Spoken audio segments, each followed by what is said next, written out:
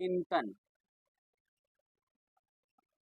अंडा थेरेपी लोकतंत्र का नया प्रतीक है या राजनीतिक असहिष्णुता का संकेत? पश्चिम बंगाल की राजनीति एक बार फिर ऐसे मोड़ पर खड़ी दिखाई दे रही है जहां जन आक्रोश, राजनीतिक संघर्ष और लोकतांत्रिक मर्यादाओं के बीच की रेखाएं धुंधली होती नजर आ रही हैं।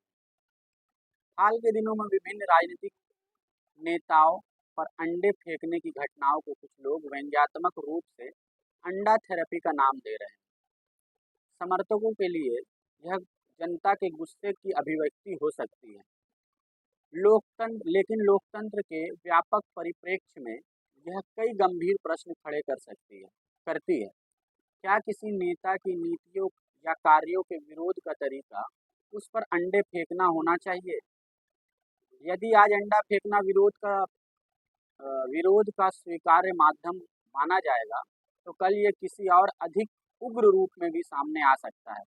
लोकतंत्र में असहमति का अधिकार है, विरोध का भी अधिकार है, लेकिन विरोध और अपमान के बीच की दूरी को समझना भी उतना ही आवश्यक है। बंगाल की राजनीतिक संस्कृति कभी विचारों की बहस, साहित्य, आंदोलन और वैचारिक संघर्षों के लिए जानी जाती थी।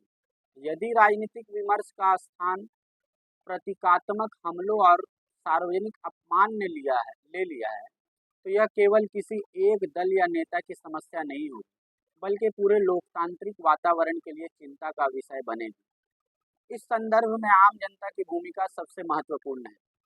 जनता यदि केवल किसी राजनीतिक पक्ष के समर्थन या विरोध में ऐसी घटनाओं को उचित ठहराने लगे, तो लोकतंत्र की संस्थाएं कमजोर होती है।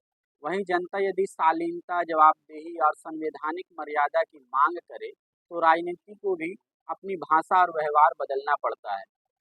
एक और महत्वपूर्ण प्रश्न कानून व्यवस्था को लेकर उठाता है। क्या प्रशासन इन घटनाओं को केवल राजनीतिक प्रतिक्रिया मानकर देखेगा, या फिर कानून के दायरे में हर प्रकार की हिंसक अथवा अपमानजनक कार्रवाई पर समान रूप से ध्यान देगा?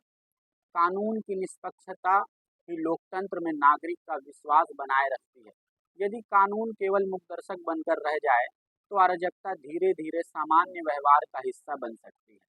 आज बंगाल के सामने सबसे बड़ा प्रश्न सत्ता परिवर्तन का नहीं, बल्कि राजनीति संस्कृति के भविष्य का है।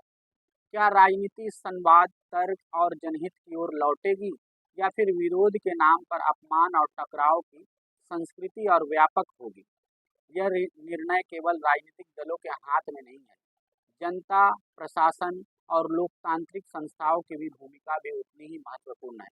अंडा चाहे विरोध का प्रतीक बन जाए, लेकिन लोकतंत्र की असली शक्ति विचारों की ताकत में होती है, वस्तुओं के प्रहार में नहीं। यदि असहमति संवाद में बदल जाए, तो लोकतंत्र मजबूत होता है। यदि वह अपमान में बदल जाए, तो लोकतंत्र की गरिमा कमजोर पड़ती है। जय हिंद, जय भारत।